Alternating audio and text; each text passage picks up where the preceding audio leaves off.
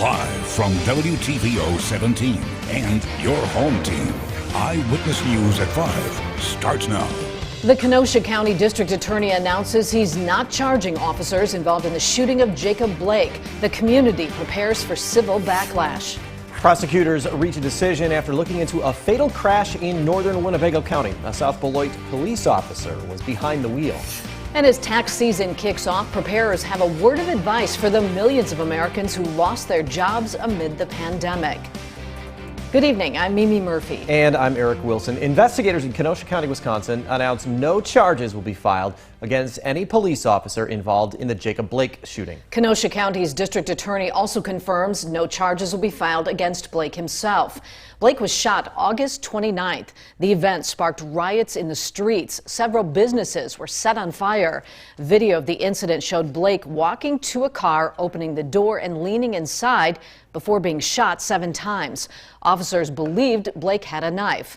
The Wisconsin National Guard is in Kenosha tonight to support local law enforcement in the event of civil unrest. The teenager accused of shooting and killing 2 people during those Kenosha protests pleads not guilty to all charges. 18-year-old Kyle Rittenhouse was arraigned this afternoon. Rittenhouse is charged with 7 crimes, including first-degree intentional homicide, first-degree reckless homicide, and attempted first-degree intentional homicide. He claims he acted in self-defense. The South Beloit police officer involved in a crash that killed a pedestrian over the summer will not be charged. Winnebago County State's Attorney Jay Hanley tells us no criminal wrongdoing was found against patrol officer Sawyer Kurth. Around 2:30 a.m. August 23rd, Kurth was driving a squad car on Blackhawk Boulevard when he hit 35-year-old Michael Guzman. Investigators say Guzman was walking in the road. The officer performed CPR, but Guzman died at the hospital. The victim's family held a vigil in October to remember him. The state of Illinois' coronavirus death toll inches toward 17,000. An additional 126 lives were confirmed lost over the last 24 hours. That includes 8 patients in Region 1. Health officials also report nearly 7,000 new infections.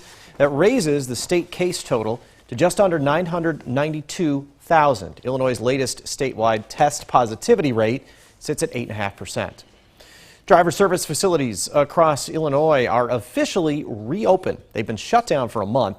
Secretary of State Jesse White extended the expiration dates for driver's licenses and IDs to June 1st.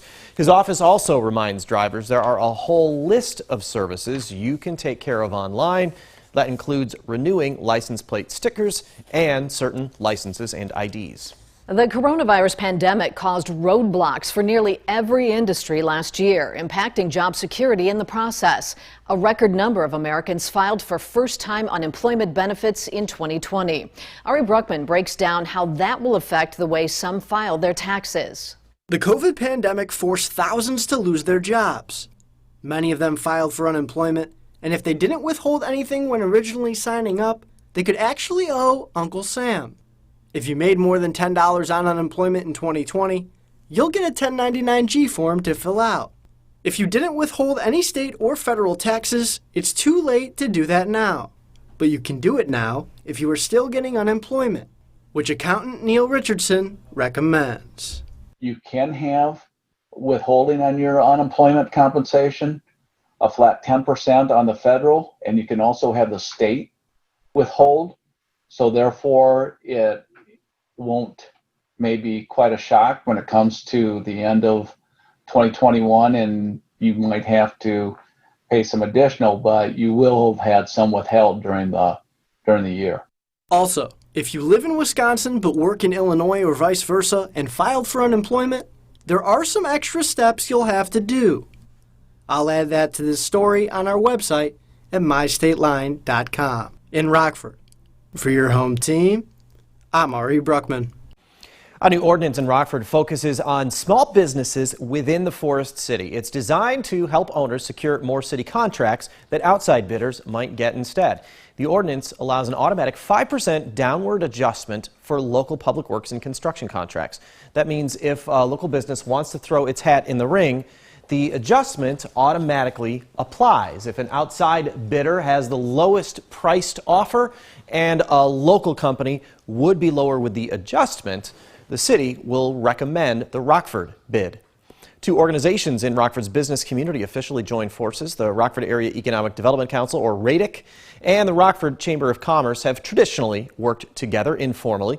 Organizers of the Greater Rockford Growth Partnership say it's designed to give the industry a single voice and keep the region's reputation as a leading area in workforce development. Having a single vision, a single strategy, and allowing the Chamber and RADIC to really focus on what they do best, that'll help bring growth to this region, economic growth. Each group will keep their individual board of directors. The partnership is set to be fully functional by 2022. With capacity limits on many daycare programs amid coronavirus concerns, some families have opted to keep their little ones home. But all that quality time with mom and dad means less social interaction with other kids. Michelle Rave has expert tips on keeping toddlers connected with the outside world. Pick a card. Double yellow! Marissa Lessner is a mother to two boys, 3.5-year-old William and 8-month-old Ben. Lessner chose to not enroll her kids in daycare because of safety concerns. We just don't want to risk it, and I have the chance, I'm blessed to have the opportunity to be able to stay home with my kids, and so just to keep them as safe as possible is, what we decided to do. However, Lessner says she's worried about the socialization skills her kids will miss out on. William is a very, very social kid, so for him to be inside and not be able to play with friends all the time it's been tough. School psychologist Rebecca Brandstetter says the long-term effects of minimized socialization for young kids still isn't known, but says parents should consider the 3 C's. The first C is connection. When children are connected, they're protected from stress. Play with them, engage with them, chat with them. The second thing is conversation. Have those conversations with your child. If they're really, really young, have that conversation through play. Play it out, role play things. And then the last C is coping. These are opportunities for us to teach our children coping skills. And it starts with identifying how you think and feel. Lessner says having playtime with her kids has helped. We have games that we've been playing upstairs. We've been playing Candyland a lot. And, we just kind of try to keep things moving throughout the day. Brandstetter agrees. It's a time meant for parents to get creative. Since we know that play is the language of children, there's an opportunity to talk with your child about the challenges that they may be having. Reporting in Rockford for your home team, I'm Michelle Rave. A pivotal election taking place right now in Georgia. Republicans and Democrats both hope for a big turnout. Some of the biggest issues in the runoff elections include the coronavirus pandemic, health care, the economy, and voter rights. Republican Senator Kelly Loeffler is in a tight battle alongside her colleague David Perdue. Both need to keep their seats to maintain a Republican majority. However, Democrats have made significant inroads in the historically red Peach State. Candidates Raphael Warnock and John Ossoff hope the momentum from Joe Biden's victory there is foreshadowing for their chances. Georgia voters have never had more power than you have today. That's the reason the whole world is watching us in Georgia. That's the reason everybody needs to get out to the polls and make their voices heard. Georgia's Secretary of State believes both races will likely be called Wednesday morning, depending on how close the vote tallies are. Now, your first warn weather forecast with Chief Meteorologist Candice King. Well, it's been the same story, just a different day, right? With the cloud cover and the fog, the dense fog and the freezing fog. And tonight is no different than these last couple of days. A live look with our Merciel Skytrack camera out of the Poplar Grove Airport. Really, the only thing you can see going around at the airport is the light and a couple of lights off in the distance. This is the view of what it looks like here in downtown Rockford. Now, I will say just a couple hours ago, we were able to see some decent sunshine in some spots, but that clearing has allowed that fog to really set in. And in fact, visibility falling rather quickly here in Freeport, where we had some sunshine and blue skies. We've now filled that back in with the fog. Half mile in Freeport, less than that in Rockford, Rochelle, down near zero. Areas to the southeast of us did not clear out of any of that fog or even freezing fog here today. So because that visibility is falling, another dense fog advisory has been issued here for northern Illinois, and this will go until 10 o'clock tomorrow morning. So what does this mean for us tonight? Well, we've got the fog and the freezing fog, and with that freezing fog, there could be some icy issues on the bridges and overpasses once again for tomorrow. So you're going to have to take it slow because that visibility will be down to about a quarter of a mile or less. Now, as we go through the day tomorrow, we should get rid of some of the fog, but not the cloud cover. We've got another area of low pressure to our west and northwest. Because we've actually got high pressure building in over the upper Midwest and Great Lakes, that's going to help kind of push that low to our west and then down to the south. So this is really going to take any of that precipitation you see from the plains and from the Rockies and bypass it to our south. And we've got more of a southern active jet stream here these next couple of days, which leaves us in this stagnant, cloudy, kind of cool weather pattern that'll take us through the end of the week. So here we go with Futurecast. Here's the cloud cover and the fog for tomorrow morning. As we go throughout the day, we'll get rid of some of the fog again, but not the cloud cover. Wind will be coming in from the east and northeast. I can't completely rule out maybe a couple of flurries just with that east and northeasterly wind, especially east of Rockford,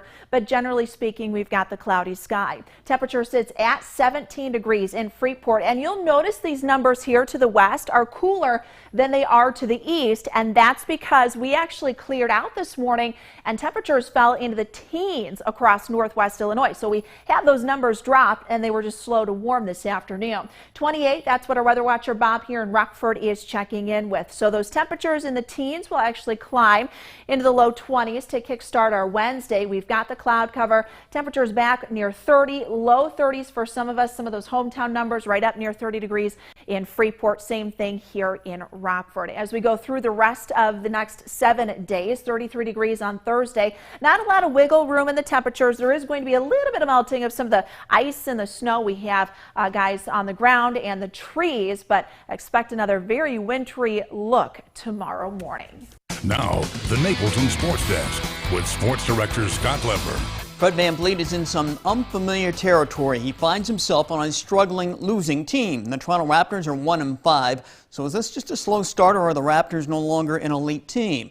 I'd say it's a little of both. The Raptors aren't playing up to their ability, but at the same time, they are not the same team they were last season when they finished the regular season with the second best record in the NBA. They greatly missed big men Marc Gasol and Serge Ibaka. Those guys are now on other teams. And the Raptors' biggest problem is what plagued them in the playoffs last season. Pascal Siakam is underperforming. During the regular season last year, he was a top 10 to 15 NBA player, and that enabled the Raptors to withstand the loss of Kawhi Leonard. Siakam needs to be that big-time scoring threat again, or the Raptors will be in trouble. Ironically, VanVleet's playing great. He's leading the team in scoring at almost 22 points per game. But that's a problem. If VanVleet is scoring at such a high rate, that means it's partly because other guys on the team aren't scoring like they should be. This could be one of those rare seasons where Fred VanVleet has to experience some losing. We will hear from him, by the way, at 6 o'clock. Now, let's switch to the NFL. I don't want to take a minute to praise the Bears and the Packers for excelling in one very important area this season, playing great defense against COVID-19. While numerous other teams around the NFL, like the Browns, Broncos, and Saints, to name a few, have been hit hard by COVID this season, the Bears and Packers have had very few instances of key players and coaches testing positive. For the most part, it's been limited to an occasional practice player or two here and there. And the Packers did lose A.J. Dillon for a month, but that's been the exception. Obviously, the Bears and Packers organizations have taken COVID protocols seriously. They have followed through, and it's paid off. You can complain about their play calling and their lack of execution on the field, more so with the Bears than the Packers this year, but you can't complain about how well they have navigated through COVID. Now they just have to keep it up a little bit longer. We'll be right back. Our first more interactive radar brought to us by Rockford Auto Glass and More. Will stay dry tonight, but it's the cloud cover and the fog we have to be concerned with. Visibility falling now to a half a mile or less in many locations. Temperatures with the cloudy skies stay in the 30s the rest of the week. Be careful driving out there. All right, thanks, Candice. And thank you for spending a little of your time with us. Stay safe.